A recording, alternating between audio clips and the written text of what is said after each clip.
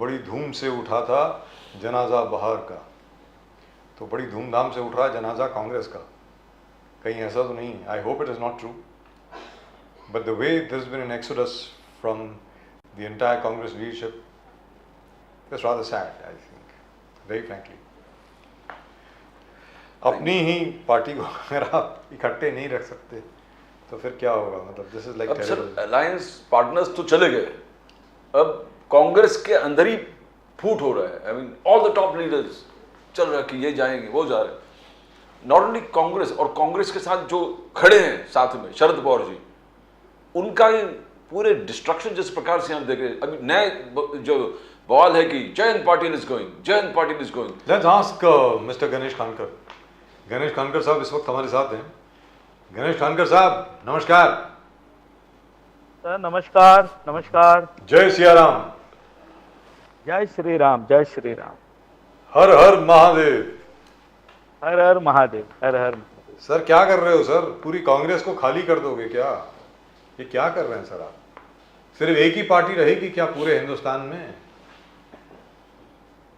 पूछ रहे हैं आपसे सर हम क्या करें, लोग हमारे पास आना चाहते हैं, और मैंने आपसे कई बार ये कहा है कि जिन्हें भारत माता में वंदन करने के लिए जिन्हें कोई कमीपना नहीं लगता, जिन्हें लगता है कि इस राष्ट्र का उत्थान होना चाहिए, वे हमारे साथ आ सकते हैं। उनका बड़े बड़े मन से हम स्वागत करेंगे। और ये भी कहा जा रहा है कि जैसे आपने अशोक चौहान साहब को राज्यसभा में भेज दिया, अब वो भंडारी साहब हैं, वो कहते हैं कि यार मैं इतने सालों से सेवा कर रहा हूँ यहाँ पर, मेरा कुछ नहीं हुआ, ऐसे ना जाने कितने और भी लोग हैं। आपको लगता नहीं कि भारतीय जनता पार्टी के भीतर एक ये सोच आएगी कि यार 1980 से अब पार्टी में कई लोग तो उससे भी पहले के हैं, भारतीय जनसंघ से हैं, तो उन लोगों का क्या? गणेश खानकर साहब देखिए ऐसा है कि एक सोच विचार लेकर हम काम कर रहे हैं। आपने जिस भारतीय जनता पार्टी की बात कही, तो राजीव जी आपको याद होगा कि केवल 2 हमारे सांसद चुनकर आए थे जी, और तभी जिस तरह की बातें भारतीय जनता पार्टी के बारे में कही जा रही थी, अब याद कीजिए वो कहने वाले अब कहाँ होंगे मुझे पता नहीं है, लेकिन आज हम कहाँ पर पहुंचे हैं। तो एक विचारधारा के प्रति जो समर्पण है, एक विचार को लेकर हम चले हैं, और मुझे लगता है कि मेरी वैयक्तिक महत्वाकांक्षाओं से बढ़कर मुझे राष्ट्र की सेवा करनी है, तो मुझे ये काम करना ही पड़ेगा। आप जो बात कह रहे हैं ये बिल्कुल सही भी है, लेकिन जब मैं मेरे देश के लिए सोचता हूँ तो मुझे लगता है कि जो पार्टी तय करेगी मुझे उसका अनुसरण करना पड़ेगा। प्रदीप जी, आज कांग्रेस का कहना है कि मोदी जी का guarantee versus Rahul Gandhi guarantee. Congress ने इनका कहना है हरित क्रांति लेके आए, सफेद क्रांति लेके आए, कंप्यूटर क्रांति लेके आए, और राहुल गांधी जी को आज के जो मसले हैं, प्रॉब्लम्स है, जो मोदी जी हैंडल नहीं कर पाए, चाहे महाराष्ट्र में मराठा कुनबी ओबीसी हो या किसान की समस्या जो बीजेपी हैंडल नहीं कर पा रहा है, राहुल गांधी जी के पास फॉर्मूला है।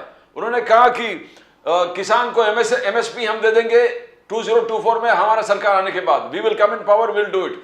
उन्होंने कहा जाति जनगणना होगा, 2024 में हम जीतेंगे तो जाति जनगणना करेंगे।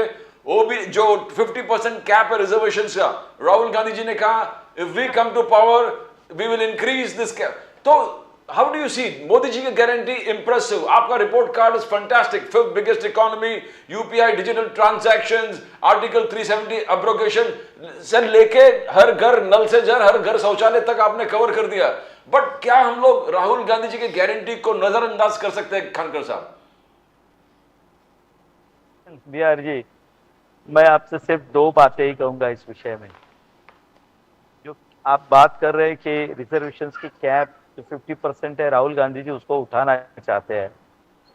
मैं राहुल गांधी जी को एक ही खाली सवाल करना चाहता हूं कि किसी जनसभा में वे सिर्फ और सिर्फ इस जो रिजर्वेशन की कैप 50% तक कैसे आई, मंडल कमंडल का झगड़ा क्या था, और कैसे लोकसभा में वीपी सिंह जी सरकार गिरने के अंदेशे से इस मंडल को लेकर आए। तो एक बार राहुल गांधी जी अपनी सभा में बता दे तो साहब बहुत हो जाएगा, बहुत हो जाएगा।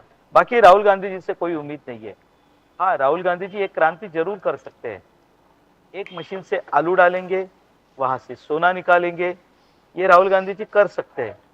कांग्रेस छोड़ो की जो क्रांति राहुल गांधी जी पूरे देश में कांग्रेस पार्टी के भीतर लाए हैं ना साहब, आने वाले दिनों में ये क्रांति इतनी बड़ी तेजी से चलेगी कि कांग्रेस में राहुल गांधी सिर्फ अकेले बचेंगे, वो क्रांति उनके लिए ही अकेली रहेगी और कोई नहीं बचेगा। इतनी बड़ी क्रांति राहुल गांधी जी अपने पार्टी के भीतर ला रहे। मैं उनको शुभकामनाएं देता और बड़े मन से शुभकामनाएं देता हूं कि राहुल गांधी जी अपने इस क्रांति में पूरी तरह से सफल हो जाए। बीजेपी मोदी साहब का कहना है कि मोदी जी की गारंटी फर्स्ट क्लास है, एब्सोल्युटली ट्रू। कि उन्होंने कहा जो किसान है उनका कोई गारंटी नहीं ले रहा था, बैंक लोन नहीं मिल रहा था, मोदी जी आए, मोदी जी ने गारंटी लिया किसानों का, और किसानों को 6,000 और 12,000 तक लोगों किसान मोदी जी ने अरेंज करके दे दिए। बोले कि ओबीसी के जितने अपने बच्चे हैं उनको कोई गारंटी कोई ले नहीं रहा था, बैंक इसलिए लोन ले रहा था। मोदी जी ने ये अपने मुद्रा लोन लेके आए, जो गरीब से गरीब लोग बिना एनी सिक्योरिटी के बैंक से लोन मिलने। उन्होंने कहा कि जो किसान कारीगर है उनके लिए जो लोन होना चाहिए था वो मोदी जी ने 13,000 करोड़ विश्वकर्मा योजना के माध्यम से, जहां कोई गारंटी नहीं लिए गणेश कांकर साहब, मोदी जी ने कहा कि मैं इनका गारंटी ले लिया हूं, मैंने एश्योर कर दिया कि इनको हर चीज मिले। बट राहुल गांधी जी का कहना कि मनरेगा है, ये कांग्रेस का स्कीम्स है, दैट वाज एनुअल 70,000 करोड़ के आसपास जो राहुल गांधी जी का कहना है कि these are things that we introduced, that was also something that is गरीब से गरीब लोग से बेनिफिट मिल रहा था, उसको आप लोगों ने स्टार्व किया फंड्स का। कहां तक सच है कानकर साहब कि उनके कल्याण, अब कर्नाटक के स्कीम्स को आप लोग फंड्स नहीं दे रहे हैं? नंबियार जी देखिए, हमने एक बात सोचनी चाहिए, जो गरीब देहाती रेकड़ी लगाता है रास्ते पर, बैंक में उसका खाता तक नहीं था नंबियार जी, कोई बैंक उसको खड़ा नहीं करती थी, वो बेचारा रास्ते पर खड़े होकर सब्जी या फल या पानी पूरी या जो भी बेचता था। हमने पहली बार मोदी जी ने स्वनिधि के अंतर्गत उन्हें 10,000 रुपए का कर्जा दिया। यदि वो 10,000 रुपए देगा तो उसे 20,000 रुपए मिलेंगे, यदि वो 20,000 रुपए भरता है तो उसे और ज्यादा 40,000 तक का लोन मिलेगा, 40,000 भरेगा तो उसे और उससे डबल मिलेगा। देखिए, ये रास्ते पर जो आम आदमी होता है ना, वो बड़ा स्वाभिमानी होता है, वो इज्जत से जीता है, मेहनत करके जीता है, और उसे हमने ये स्वाभिमान क्या होता है ये हमने दिखाने का प्रयास किया। हमने उसे 10,000 रुपए देकर हम इस देश की स्ट्रीम लाइन में लाने का प्रयास किया। तुम मेहनत करोगे, ये पैसा दो, तुम्हें और पैसे मिलेंगे, ये हमारी गारंटी है साहब, ये हमारी गारंटी है। मुद्रा में जो नए स्टार्टअप करते हैं उन बच्चों की कोई गारंटी नहीं देता, जो जिंदगी में आगे बढ़ना चाहते हैं उनके लिए क्या था, उनके कोई ना कोई किसी ना किसी ने उनको गारंटी देने की आवश्यकता थी, जो हमने उनको दी। आज जो मेहनत कर रहे बच्चे आगे बढ़ रहे, क्या ये हमारे लिए ये आशा का किरण नहीं हो सकता है? देखिए, ऐसा है कि एक मन में आत्मविश्वास जगना ये सबसे बड़ी बात होती है। जिस मनरेगा की आप बात कर रहे हैं, मनरेगा को हमने आगे बढ़ाया, हमने उसको और जोड़कर किसानों के खाते में हर साल 6,000 रुपए ये देने का प्रावधान हमने किया। वो भी 6,000 रुपए ना तो उसे किसी के दरवाजे पर मांगने पड़ते, जबकि उसके खाते में सीधे के सीधे जमा होते हैं। देखिए, कोई भी काम मोदी जी ने जो इन गए 10 सालों में करने का प्रयास किया, उसमें कोई बैरियर नहीं रखा। हमने सीधे सीधे उस व्यक्ति के खाते में ये पूरी की पूरी राशि जाए, उसको पूरा उसका फायदा मिले, हमने ये प्रयास किया। क्या ये हमारी गारंटी नहीं है सर? है ना? आप सोचिए, वो आम आदमी जिसका कोई बैंक में खाता नहीं था, वो आम महिला जिसे कोई पूछता नहीं था, उसका अपना खाता है आज बैंक में। कोरोना के समय मोदी जी ने उन सभी महिलाओं को खाते में पैसे भेजे जो उन्हें। Here I'd like to say something, sir. Ganesh कानकर जी, यहाँ पे मैं कुछ कहना चाहूंगा।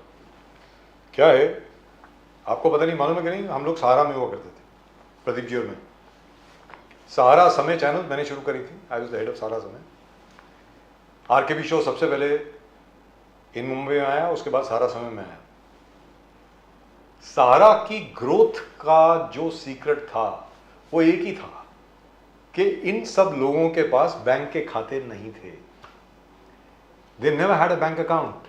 ये सब लोग बैंक के अंदर नहीं जा सकते थे, which is why all these companies जो NBFCs थे ये सर्विस करते थे इन सब लोगों को।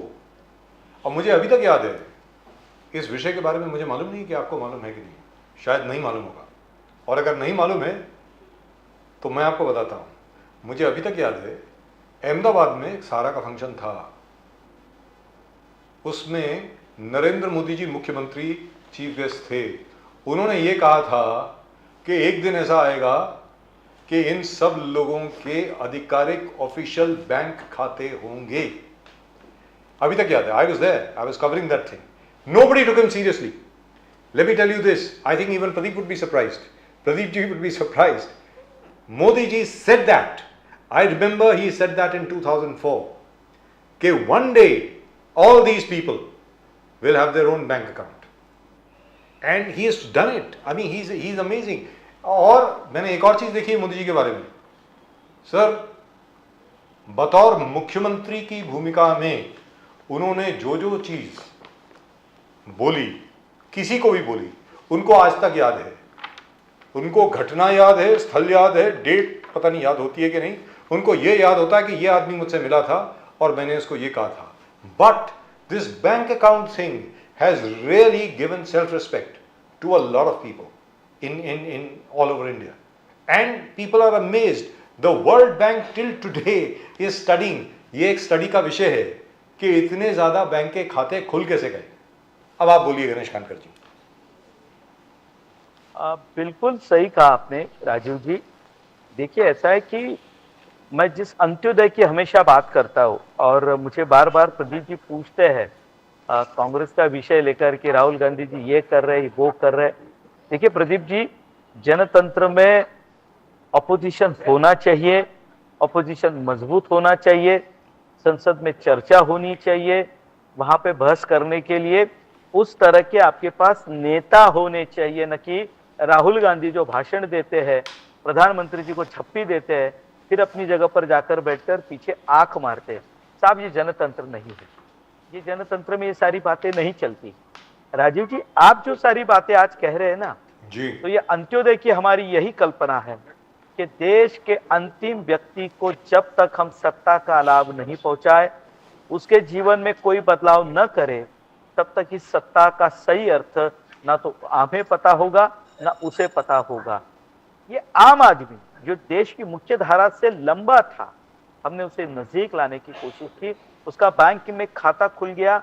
अब आप यकीन नहीं मानेंगे कि आज इन व्यक्तियों के अकाउंट्स में भी पैसे है, जो बैंक में डिपॉजिट होने के कारण बैंकों के पास आज इसके डिपॉजिट भी बढ़ गए हैं। जिस व्यक्ति के पास कुछ नहीं है करके हम देख रहे थे, आज वही व्यक्ति अभिमान से ये अपने कहता है कि हाँ, मेरा भी बैंक में खाता है और मेरे खाते में इतने पैसे जमा है। वो अपने आप को सुरक्षित महसूस करता है, अपने आप को सुरक्षित महसूस करता है। देखिए, ये उसके बैंक अकाउंट के साथ ही में हम यदि किसी योजना को लेकर उस व्यक्ति तक पहुंचना चाहते हैं जो आज तक समाज से टूटा हुआ था, तो हमें बीच में कोई बैरियर नहीं है। हम सीधे उसके अकाउंट में ये जब पैसे जमा करते हैं, साहब देखिए कितनी बड़ी घटना है। तो क्या आपको लगता है कि वर्ल्ड बैंक इसके बारे में तहकीकात नहीं करेगा? सर, जरूर करेगा। ये तो उन्होंने भी नहीं सोचा होगा कि इतने बैंक खाते खुल सकते हैं करके। कानकर साहब, it is a marvellous UPI global. Modi साहब जहां भी जाते हैं वहां पर एक कार्ड देके वो अपने सम्मिलित यूपीआई अपने आप देश को, तो मोदी है तो मुमकिन है आपका नारा है। India, Singapore, UAE, Mauritius, France, Nepal and Bhutan जो हमारे बगल में, everybody is covered under UPI global. That is what they से। बट ये मोदी है, आपका मंत्र है मोदी है तो मुमकिन है, बट करके करके आप बार बार बोलते हैं कि कांग्रेस के विषय, ये आपको जवाब भी देना पड़ेगा कि 185 लाख करोड़ डेप्ट खरगे साहब का कहना है। SC ST OBC suppression operation, 30 lakh government jobs आपने आज तक भरा नहीं है खानकर साहब। हर 2 घंटे में 5 आदिवासी दलित एट्रोसिटीज हो रहा है। Crime against woman is increasing. अभी जो चार्जेस लगे हैं एज एन ऑपोजिशन जो आप पे लगा रहे हैं उसका जवाब तो देना पड़ेगा। आपका तो जबरदस्त है, मोदी जी है तो मुमकिन है, सब कुछ है, UPI global is a masterpiece, but ये भी तो चार्जेस देना पड़ेगा। खानकर साहब देखिए नंबियार जी, आप बिल्कुल सही कह रहे हैं। हम जनतंत्र में हैं, विरोधी पार्टी यदि हम पर कोई आरोप लगाती है, हमसे किसी चीज के जवाब चाहती है तो उन्हें जवाब देना ही हमारा कर्तव्य भी बनता है। लेकिन मैं एक आपसे सवाल पूछना चाहता हूं कि नंबियार जी, कोरोना के बावजूद पूरे विश्व की जब अर्थव्यवस्था चरमरा गई है, हम 5वें स्थान पर कैसे आ गए भाई? ये चमत्कार कैसे हो गया? आज भारत की बिजली की खपत, इलेक्ट्रिसिटी का कंजम्पशन ये हाईएस्ट रेट पर है सर। आज जब पूरी दुनिया 1.2 या 3% या 2.9, 2.8 पर है, आपकी ग्रोथ ये 6.8 पर जा पर पहुंची है। सर ये अपने आप तो नहीं हो रहा है ना, ये कुछ ना कुछ तो वहां पर काम होता होगा, उसके कारण हो रहा है। देखिए मैंने कहा मैं पार्टी के महाधिवेशन के लिए दिल्ली गया था, आज ही सवेरे में वापस आया हूं। आते समय जो मैंने देखा है, रेलवे के इंफ्रास्ट्रक्चर की जो डेवलपमेंट चल रही है साहब, आप देखते बनते मुझे लगता है कि मल्लिकार्जुन खड़गे जी ने एक बार रेल से प्रवास करना चाहिए। भले वे राजधानी से करे या फिर शटल सेवा से करे जो हर स्टेशन पर रुकती है। किस तरह नए रेलवे स्टेशन बन रहे हैं, किस तरह से रेलवे फ्रेट कॉरिडोर का निर्माण किया जा रहा है, किस तरह से नए इंजन आ रहे, और आने वाले 3-4 सालों में तो वंदे भारत का मॉडल पूरे देश भर में अब लागू होने वाला है। मुझे लगता है क्या ये देश के प्रगति के मापदंड नहीं हो सकते? जी अब जब ये दुनिया मानकर चल रही है, और इस पे भी राजीव जी, इस पे भी अब रिसर्च हो रहा है कि जब पूरी दुनिया की अर्थव्यवस्था संकट में होने के बावजूद भारत में गरीबी रेखा कम होती जा रही है, इसकी क्या वजह होगी? जो आज एवरेज इनकम होनी चाहिए आम आदमी की, अब वह बढ़ते जा रही है। हमारी इकोनॉमी जहां 1 से 2 ट्रिलियन पर होती थी, हम कहां जाकर राजीव जी पहुंचे? क्या ये देश के प्रगति के मापदंड नहीं हो सकते? क्या कांग्रेस इसका जवाब दे पाएगी? 70 साल जब कांग्रेस का राज था, बीच में मान लीजिए 10 साल विरोधी पार्टी के, लेकिन 60 साल जब आपने इस देश पर शासन चलाया, हमारे देश की इकोनॉमी नए रिफॉर्म्स के साथ हम कहां पहुंचे, और गए 10 सालों में हमारी इकोनॉमी कहां पहुंची? क्या हम इसके बारे में नहीं सोचेंगे? अंतिम गांव जम्मू कश्मीर के, कल ही मैंने न्यूज पढ़ी कि 2 गांव अभी तक जहां बिजली नहीं थी जम्मू कश्मीर के, कल वहां पर बिजली शुरू हुई। पानी की व्यवस्था, अब हर घर जल देने की हमारी ये योजना में जो 3-4 किलोमीटर महिलाएं सिर्फ पानी के लिए जाती थी, अब उनके दरवाजे के सामने पानी की व्यवस्था हमने करके दी है। क्या ये हम प्रगति के मापदंड नहीं मानेंगे? अब मुझे यानी कल जो मोदी जी ने बात को कहा, मैं उसे दोहराता हूं कि कांग्रेस पार्टी हम पर आरोप करे, ये उनका मौलिक अधिकार है, क्योंकि आने वाले कई वर्षों तक कांग्रेस को यही काम करना है। ये काम उनकी मजबूरी है। अब ये उन्हें नियति ने दिया हुआ संकेत है कि वो हम पर आरोप करते रहे, विरोधी पार्टी में उन्हें बैठना है। लेकिन कभी तो कभी यह भारतीय जनता पार्टी की गलती है, और हम इस तरह से इस देश के डेवलपमेंट का रोड मैप आपके सामने रखते हैं। एक बार तो कहे राहुल गांधी जी, कम से कम अपने 1 घंटे के भाषण में मोहब्बत की दुकान जरूर चलाए, लेकिन जीडीपी ग्रोथ के साथ में जो सारी बातें हैं, वे कैपिटल इन्वेस्टमेंट के बारे में क्या सोचते हैं, महंगाई के बारे में क्या सोचते हैं, जो सारा थोक दर होता है जिसको लेकर ये सारी बहस चलती है, ये सारे जिसे हम कह सकते हैं बीजेपी से कह पाएंगे? बीजेपी का कहना है कि नेहरू फैमिली गांधी फैमिली, मोदी साहब का कहना है कि dynastic politics has destroyed this country, destroyed the country and destroyed the growth of this country. Modi साहब ने डायरेक्ट आरोप लगा दिया। आर्टिकल 370 एब्रोगेशन एक नया चीज है। आप आर्टिकल 370 एब्रोगेशन जो गुलाम नबी आजाद ने आज डाइवर्स कर दिया है कि उससे पहले फारूक अब्दुल्ला जी और मोदी जी का मीटिंग हो गया था, तो इसमें थोड़ा खुलासा आप दे देना, तो उसके बाद आ जाते थे कि he said Farooq Abdullah and Modi ji met, और फारूक अब्दुल्ला ही आर्टिकल 370 एब्रोगेशन से पहले मोदी जी से मिले और उन्होंने सजेस्ट किया मुझे हाउस अरेस्ट में डाल दो, हमारे नेताओं को हाउस अरेस्ट में डाल दो। और ये तो क्या पूरे, अब तो कोई बचा ही नहीं है। अब कश्मीर से लेके सीपीएम केरला, ममता बनर्जी से लेके महाराष्ट्र, आपने सब जगह अलायंस तोड़ के सबको साथ में डाल दिया। तो हाउ ऑपोजिशन है किधर, नंबर वन। और ये पहले हर चीज डील, अभी जयंत पाटिल खुद शायद वो टूट के आने वाले, तो पश्चिम महाराष्ट्र भी सफाई है, महाराष्ट्र छोड़ो पश्चिम महाराष्ट्र भी आप साफ कर रहे हो। तो ये क्या है, ये पहले से प्लानिंग हो चुका है हर चीज का।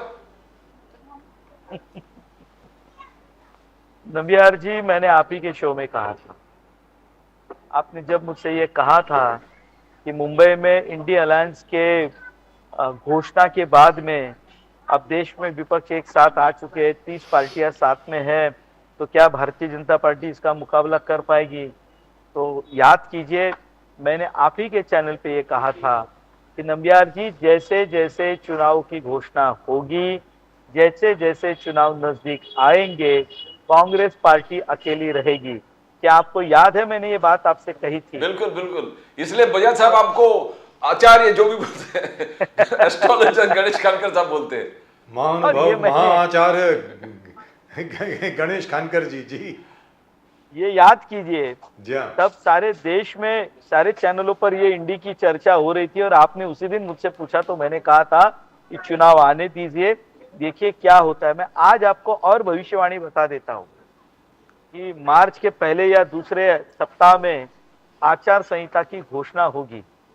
उसके बाद आप देख लीजिए, राहुल गांधी जी वायनाड में अकेले फॉर्म भरने जाएंगे, अकेले, with Congress leaders, no alliance partners will be there. मैं आज आपको बता रहा हूं, कांग्रेस को साथ में लेकर चलना यानी अपने वोटों में तेंद लगाने की बात अब ये विपक्ष की पार्टियां मान चुकी है।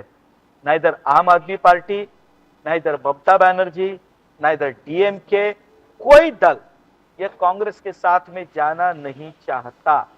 और सही बात जो मैंने कही कि कोई भी पार्टी अपने वोट शेयर नहीं करना चाहती, कांग्रेस को साथ में लेकर आज कांग्रेस को बड़ा बनाने का काम इस देश में कोई नहीं चाहेगा। मैं ये आज आपको बता रहा हूं, और इसलिए आज आप देखिए, मैं जो आपको भविष्यवाणी कर रहा हूं कि जिस दिन वायनाड से राहुल गांधी जी अपना इलेक्शन का नॉमिनेशन फाइल करने जाएंगे, कांग्रेस और सिर्फ कांग्रेस होगी, साथ में आपको और कोई नहीं दिखेगा।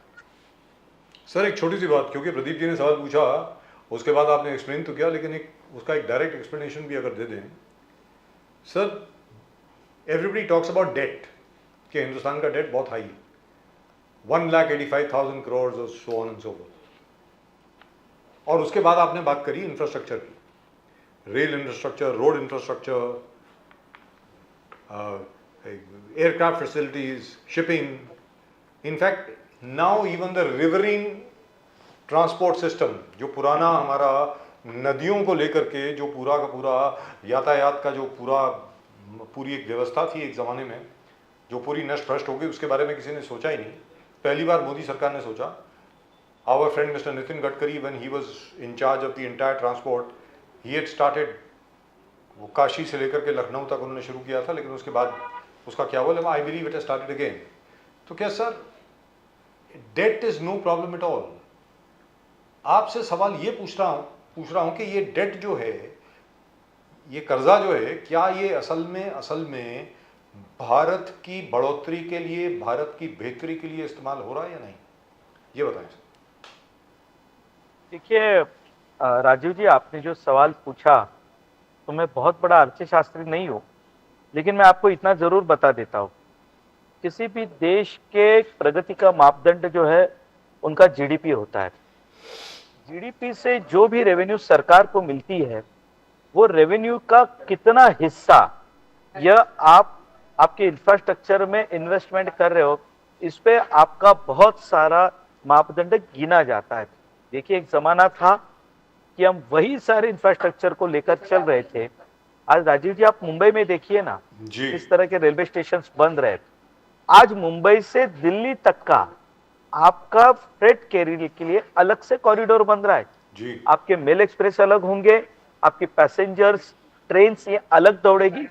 दिल्ली से कोई भी चीज आप मुंबई भेजना चाहते हैं तो नंबियार जी आप जो एक्सरसाइज करते हैं उसमें आपको लगा कि कोई चीज मैंने दिल्ली से मंगानी चाहिए तो विद इन 24 आवर्स वो आपको यहाँ पर मिलेगी। 12 आवर्स राजीव जी को 12 ऐसे hours। लगा 12 आवर्स हाँ नहीं, मैं आपको ये कह रहा हूँ जी। कि समझो राजीव जी को ऐसे लगा कि अब मुझे मेरी पुरानी दिल्ली में जानी चाहिए, मुझे पुराने बचपन के दिन याद करने हैं। तो सोचिए जो राजधानी आज उन्हें 16 घंटे में पहुंचाती है वो भविष्य में केवल और केवल 10 से 12 घंटे में उन्हें दिल्ली लेकर जाएगी। इस तरह की सारी रचनाएं बन रही है। वंदे भारत की ट्रेन अब हर रूट पर दौड़ेगी। ये जो डेप्थ की बात आप कर रहे हैं सर, कर्जे की बात आप कर रहे हैं, इससे कोई फर्क नहीं पड़ता क्योंकि जो इंफ्रास्ट्रक्चर डेवलपमेंट में आज जो पैसे आप इन्वेस्ट कर रहे हैं ये इंफ्रास्ट्रक्चर डेवलपमेंट से जो रेवेन्यू जनरेट होता है राजीव जी यह एक काम में, लेकिन जब आप इंफ्रास्ट्रक्चर में इन्वेस्टमेंट करते हो तो ये आपको एम्प्लॉयमेंट जनरेशन के भी काम आता है। आज जितने रास्ते बन रहे हैं, जितने रेलवे ट्रैक बन रहे हैं, क्या वहां पर एम्प्लॉयमेंट जनरेशन नहीं हो रहा है सर? नए नए रेलवे स्टेशन, मैंने कहा ना मैं अयोध्या गया, मैं देखकर हैरान हो गया। मैं देख के हैरान हुआ कि इतने बड़े रेलवे स्टेशन बन रहे, कोई भी क्रॉसिंग अब क्रॉसिंग नहीं रहेगा, सब जगह फ्लाईओवर्स बन रहे। कल मैं दिल्ली जाकर आया हूँ, दिल्ली में भी बिल्कुल जाते समय उस लाइन पर नए नए स्टेशनों को मैं देख रहा हूँ। रेलवे के दोनों तरफ डेवलपमेंट के सर काम चल रहे। एक जगह पर रेलवे ट्रैक का काम चल रहा है तो दूसरी जगह कई नए रास्ते बन रहे पैरेलल टू रेलवे। अब ये नया इंफ्रास्ट्रक्चर का एक मॉड्यूल इस देश में आ रहा है तो मुझे लगता है कि ये आपके एम्प्लॉयमेंट के लिए जरूरी है और साथ में ये जो इंफ्रास्ट्रक्चर में हम इन्वेस्टमेंट करते हैं ये आपके रेवेन्यू को सीधा इफेक्ट करता है। आगे चलकर इसका रेवेन्यू ही आपको फायदे में देगा। और राजीव जी जो मैंने कहा कि आपकी इकोनॉमी कितनी ट्रिलियन की बनती है, आज देखिए आज हम चौथे स्थान पर आने के नजदीक पहुंच चुके हैं।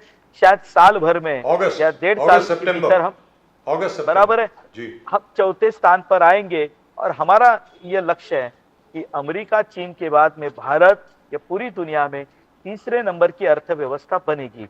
नंबियार जी आप सोचिए 60 सालों में कहा हम 10वें 11वें नंबर पर फिसल रहे थे, ऊपर नीचे। आज हम 10 सालों में 11वें से सर तीसरे नंबर पर आने वाले हैं। क्या हम इसे डेवलपमेंट नहीं सोचेंगे? जिस कर्जे के बारे में बात करें तो मैंने वही कहा कि मल्लिकार्जुन खड़गे और राहुल गांधी कम से कम यदि वे मनमोहन सिंह जी के पास बैठकर थोड़ी 1 घंटे भर की क्लास लेंगे तो मुझे लगता है कम से कम मनमोहन सिंह जो उनको बताएंगे कि जब इस देश पर चंद्रशेखर जी की सरकार थी उस दिन हमने अपना सोना गिरवी रखा था। जी रखा था। तो इसलिए रखा था कि हमारे पास फॉरेन एक्सचेंज नहीं था, लेकिन आज रिकॉर्ड हाईएस्ट फॉरेन एक्सचेंज आज हमारे पास है। वो क्यों है? शायद ये फॉरेन एक्सचेंज का गणित हम तो नहीं समझा पाएंगे राहुल गांधी जी को। वो कहीं से भी आलू डालेंगे, सोना निकालेंगे, तेल निकालेंगे, कुछ भी करेंगे। मनमोहन सिंह जी उन्हें भली भांति समझा पाएंगे ऐसा मुझे लगता है। कानकर साहब मगर कांग्रेस का अब भी कहना है कि इस देश को अगर आपको तरक्की के राह पर लेके जाना है तो नेहरू मॉडल ही चलेगा। नेहरू मॉडल से ही प्रगति की ओर बढ़ेंगे और संविधान के माध्यम से चलेंगे तो ही होगा। मोदी जी का उनका कहना है कि टोक तंत्र है, डिक्टेटोरियल, टोटलिटेरियन और ऑटोक्रेटिक रूल है मोदी जी के, उस तरफ जा रहे हैं। और फिर उन्होंने कहा कि पीएम किसान सम्मान आपके बीजेपी का कहना है 11.8 करोड़ लाभार्थी, बट एक्चुअली वो ड्रॉप डाउन हो गया टू 8.12 करोड़ लाभार्थी। बोले कि आपने जीएसटी फर्टिलाइजर पे लगा दिया, आपने पेस्टिसाइड पे जीएसटी लगा दिया, आपने फार्मिंग इक्विपमेंट्स पे जीएसटी लगा दिया, कॉस्टली डीजल हो गया, तो फार्मर्स को नुकसान है, किसान को नुकसान है। तो आप इस चीज को चार्जेस को कैसे डिनाई करेंगे? बिकॉज किसान प्रोटेस्ट भी चल रहा है खानकर साहब। वो जो प्रोटेस्ट चल रहा है वो अलग विषय है। मैं आपको इतना ही कहूंगा कि राहुल गांधी जी मेरी एक विनंती है सर, राजीव जी और नंबियार जी आपके चैनल के माध्यम से, यदि कांग्रेस के नेता आपके चैनल को देखते होंगे तो राहुल गांधी जी कम से कम इंदिरा गांधी जी की कार्यशैली पर एक बार पीएचडी कर लें, तो राजनीति में डिक्टेटरशिप क्या होती है ये उन्हें भली भांति समझ में आएगा। उनकी पीएचडी का ये विषय होना चाहिए, dictatorship in politics. Ganesh Shankar ji, ये विषय एक है। बुरी खबर आपको देता हूं, बुरी खबर दे रहा हूं। बोलिए ना। फरवरी 9, 2024 को इंडिया का foreign exchange reserve was $617.230 billion dollars. $5 billion कम हो गए सर, $622 बिलियन से $617 बिलियन पर आ गए। राजीव जी, लेकिन दूसरी चीज एक और भी है कि भारत की इकॉनमी जो है वो 4 ट्रिलियन की इकॉनमी हो जाएगी जुलाई अगस्त तक। By then, by September, October, we will be the 4th largest economy in terms of GDP all over the world. And in terms of individual pay per product, एक और सिस्टम होता है जिसके तहत आपकी क्षमता क्या है खरीदने की, उसके हिसाब से India is number 3 in the world, तीसरे पायदान पर हैं। यूएसए, चाइना और उसके बाद इंडिया है। So I think we are going in the right direction. और तीसरी चीज, एक और चीज, वर्ल्ड बैंक की जो लेटेस्ट प्रेडिक्शन आई है, अभी की जो प्रेडिक्शन आई है, पता नहीं शायद आपने देखी नहीं है, that predicts that the Indian economy will grow by 8.2% इन 2024-2025। 8.2%। तो बुरी खबर है सर, मैंने सोचा बता दूं आपको। सर 8.2, जी, यदि ये हमारी इकोनॉमी की ग्रोथ होगी तो सर आप सोचिए मार्केट में कितना बड़ा उछाल आने वाला है। आने वाला है। कितना बड़ा उछाल आएगा सर, कितना जी, बड़ा आएगा। जब पूरी दुनिया 1%, 2%, 2.9 पर, हमारा जो पीछे का पार्टनर है शायद 2.3 या 9 पर है, और हम 8.2 पर यदि चले गए तो सोचिए हमारी इकोनॉमी कितना बड़ा उछाल आएगा। अब ये सारी बातें जो है ये कांग्रेस नेताओं की समझ से परे है कि भारत इतनी तरक्की कैसे कर रहा है। अब क्या कर सकते हैं राजीव जी? सर आपका सोचना अलग है प्रदीप जी, भारतीय जनता पार्टी के नेतृत्व का की सोच अलग है, कांग्रेस की सोच अलग है। सर कांग्रेस की सोच है वो 2 बीघा जमीन, कागज के फूल, और वो क्या था, वो पुरानी पिक्चर आती थी सर, हमेशा ट्रेजेडी, हीरो हीरोइन मर जाते थे, वो वाली सोच है sir, black and white picture वाली सोच है वो। नहीं, आप लोग शायद 3D में चले गए हैं। नहीं, क्या है राजीव जी, देखिए ऐसा है कि राजनीति में वास्तविकता को स्वीकारना ये बड़ी बात होती है, और शायद कांग्रेस इस बात को भूल चुकी है। वास्तविकता यह है कि कांग्रेस अब देश की जनता की नब्ज से टूट चुकी है। देखिए गलती किससे नहीं होती, गलतियां सबसे होती है। जनतंत्र में आपातकाल कांग्रेस ने लाया, देश की जनता ने उसे भी भूलकर 1980 में इंदिरा गांधी जी को फिर से प्रधानमंत्री बनाया। जब उनकी हत्या हुई तो राजीव गांधी जी को रिकॉर्ड सीट्स देकर प्राइम मिनिस्टर उन्होंने बनाया। लेकिन उसी कांग्रेस को 1989 के चुनाव में 190 नीचे लाकर लोगों ने उसे विरोधी पक्ष में बिठा दिया। 197 बराबर है। अब मैं ये कह रहा हूं कि जो कांग्रेस भूल कर रही है, अब आप एक बात को आप राजीव जी भूल रहे हो। याद कीजिए वो दिन जब सोनिया गांधी जी देश की प्रधानमंत्री नहीं बनी और उन्होंने मनमोहन सिंह जी को देश का प्रधानमंत्री बनाया, तो उस सरकार के ऊपर एक उन्होंने समिति का गठन किया जो आज तक इस देश में कभी नहीं हुआ था। एक वाकया याद कीजिए, जब देश के प्रधानमंत्री मनमोहन सिंह जी थे, वो कोई रिजोल्यूशन लेकर आए और आपके राजपुत्र प्रेस कॉन्फ्रेंस में देश के प्रधानमंत्री के रिजोल्यूशन को प्रेस के सामने फाड़ते हैं। ये प्रधानमंत्री आपके नहीं है, तो प्रधानमंत्री पूरे देश के थे। शायद वो गलती करते होंगे, जो भी करते होंगे, लेकिन विद इन पार्टी हम इसकी बात कर सकते थे। आपने देश के प्रधानमंत्री का रिजोल्यूशन प्रेस में फाड़ दिया, उस दिन कांग्रेस की अधोगति शुरू हुई। ये जो सारी गलतियां कांग्रेस पार्टी ने की है, मुझे लगता है कांग्रेस पार्टी इससे कुछ भी नहीं सीख रही है और यही गलती वे बार बार दोहराते जा रहे हैं। बट सर अभी चलते हुए Yes, sir. One question sir, ये तो बता दें सर कि कल स्पेशल सेशन है असेंबली का महाराष्ट्र की, ये कहा जा रहा है कि ऑर्डिनेंस पास होगा। ये ऑर्डिनेंस अगर असेंबली में तो पास होता नहीं है, special resolution will be passed. I think, I don't think it will become an act, it will probably be a resolution granting reservation for Marathas. What do you think Ganesh Kankar sir? जी हाँ, और यही तो करना था।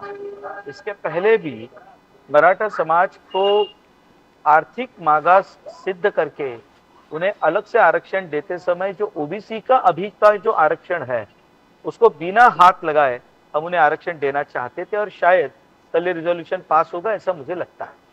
That's right. कांग्रेस साहब, one thing, you have to convince the people. किसान जो मुद्दा है बार बार कांग्रेस लेके आ रहा है कि ग्रीन रेवोल्यूशन हमने लाया, बैंक नेशनलाइजेशन कांग्रेस बोल, पब्लिक सेक्टर्स को जितने बढ़ाया कांग्रेस ने बढ़ाया, इकोनॉमिक लिबरलाइजेशन नरसिम्हा राव, मनमोहन सिंह जी इस वक्त पे आए। तो बट आपने जो मोदी जी के वादे हैं, जो 2 गुने फार्मर्स इनकम, एमएसपी को आपने तरसा डाला है, महंगाई इस कदर बढ़ा है कि 60% कर्ज किसानों के बढ़ गए खानकर साहब। तो किसानों को न्याय, किसानों को राह पर खिले बिछाने, उनका डायलॉग है, किसानों के राह पर जो खिले बिछाते हैं वो मोदी जी कैसे किसानों को न्याय देंगे? कैसे देंगे सर खानकर साहब किसानों को न्याय?